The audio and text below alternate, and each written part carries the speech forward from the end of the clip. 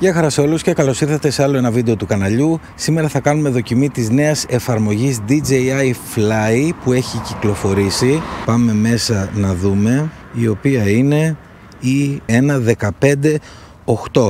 Αυτή τη νέα αναβάθμιση δεν την περιμέναμε, να σας πω την αλήθεια, αλλά ήρθε και έβαλε συμβατότητα με μια κινέζικη πλατφόρμα που βασικά είναι σαν το TikTok. Δεν έχω ιδέα ποια είναι αυτή η πλατφόρμα και δεν δουλεύει στην Ευρώπη, αλλά εμείς θα κάνουμε τη δοκιμή μας σήμερα με το Mini 4 Pro και με το RC2. Τα έχω όλα συνδεδεμένα, είναι όλα αναβαθμισμένα.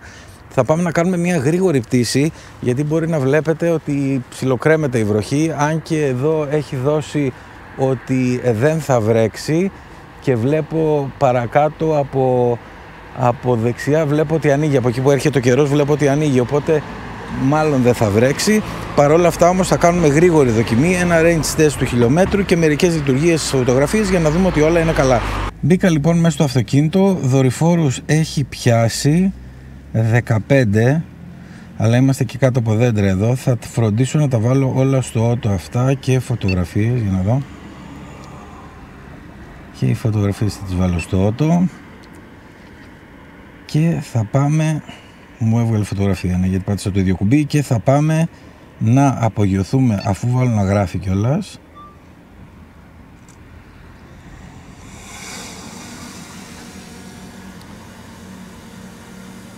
Το Mini 4 Pro είναι στον αέρα. Εσείς δεν βλέπετε την απογείωση γιατί το απογείωσα μέσα από το αυτοκίνητο. Θα πάρω λίγο ύψος σε αυτό το σημείο για να δούμε λίγο με τους δορυφόρους. Βλέπετε ο καιρός δεν είναι καθόλου καλός. Να ανέβουν λίγο οι δορυφόροι, γιατί οι 15-16 είναι χαμηλά. Να πάει στους 20 και να φύγουμε να κάνουμε τη δοκιμή μας. Το πρωί έβρεξε και τώρα ελπίζω να μην βρέξει μέχρι να κάνουμε τη δοκιμή μας. 19. Είμαστε έτοιμοι, 20 δορυφόροι. Όχι πριν ότι δεν ήμασταν, αλλά με 20 δορυφόρους είμαστε καλύτερα. Και όσο περνάει η ώρα, τόσο θα πιάνει και παραπάνω. Είμαι μέσα στο αυτοκίνητο, σας υπενθυμίζω, που σημαίνει ότι τα σήματα δεν είναι και ό,τι καλύτερο. Παρ' όλα αυτά θα κάνουμε τη δοκιμή μας. Θα πάω και θα έρθω γρήγορα όσο γίνεται, για να μπορέσουμε να μην έχουμε θέματα με καιρό.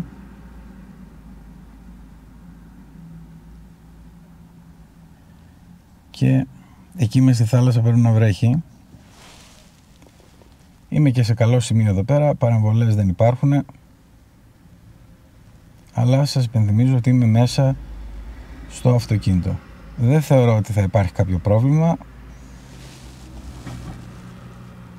Παρ' όλα αυτά όμως κάνουμε τη δοκιμή μας και βλέπω εδώ ότι είναι το σημείο αυτό εδώ πέρα, δεν μου έχει καθίσει από την αρχή, παρόλο που είναι καλό το σημείο,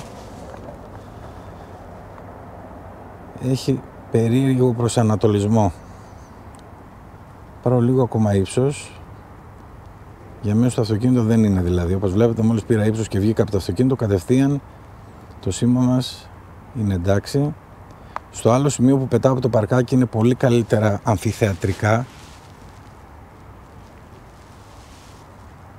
και πάει καλύτερα. Παρ' όλα αυτά, με τις δυσκολίες που έχουμε εδώ πέρα, το χιλιόμετρο θα το πιάσουμε και σε αυτό το σημείο, όπως και σας είπα στην αρχή του βίντεο, θα γυρίσω πίσω. Εδώ μπορεί να μας κάνει μια διακοπή. Όπως βλέπετε, μέχρι στιγμής έχει πιάσει και 30 δορυφόρους.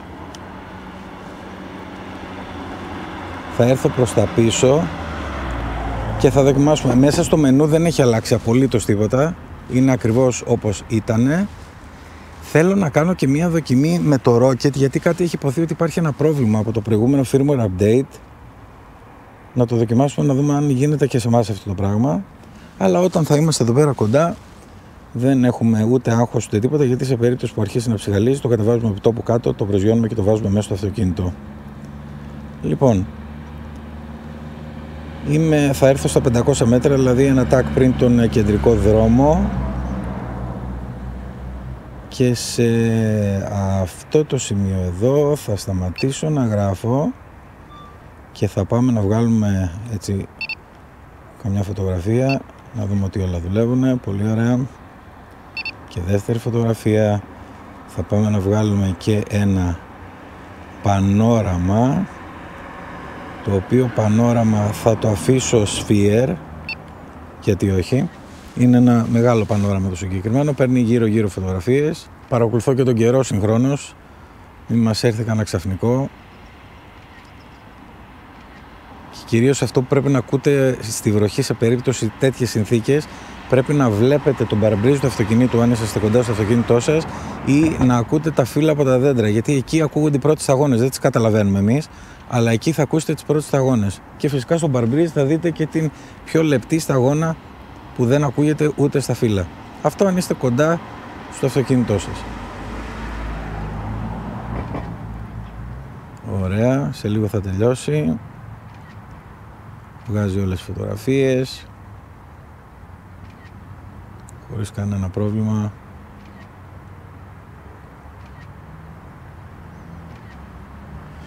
Και σε λίγο τελειώνει.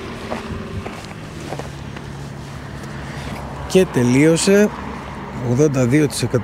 52%, περιμένω να τελειώσει, μάλλον μέχρι να τελειώσει θα έρθω εδώ κοντά και θα κάνω να δοκιμάσουμε να κάνουμε rocket, ένα rocket, οπότε είναι όλα καλά και αυτά. Quick shot, και θα πάμε να κάνουμε, μπορούμε να κάνουμε και ένα drone, αλλά για να δούμε. Ερχόμαστε πίσω σιγά σιγά. Βλέπετε και το H στην οθόνη και εμφανίζει, θα έρθω από αυτή την πλευρά που είχαμε κάνει και το σχετικό rocket με το Mini 4.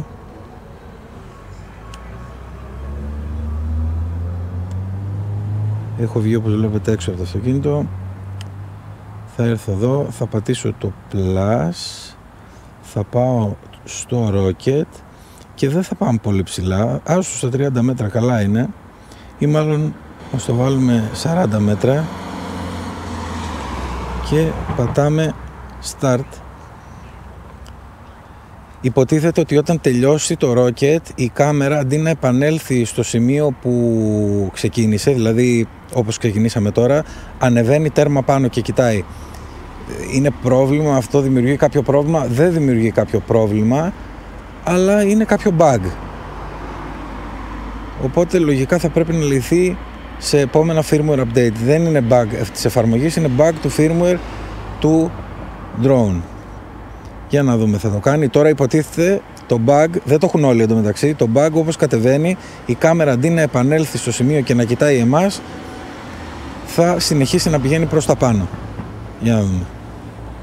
Το Mini 4 Pro εγώ το βλέπω εντωμεταξύ και όχι. Όλα μια χαρά φανήκαν εδώ, άρα μάλλον είμαστε από τους τυχερούς οι οποίοι δεν έχουν πρόβλημα. Οπότε εγώ τα βλέπω όλα καλά στην εφαρμογή. Την τελευταία αναβάθμιση της DJI Fly κάναμε τη δοκιμή μας με το Mini 4 Pro και έρχομαι τώρα για την προσγείωση. Οπότε γλιτώσαμε και τις βροχές, τα γλιτώσαμε όλα. Έρθω λίγο πιο πίσω και λίγο πιο δεξιά.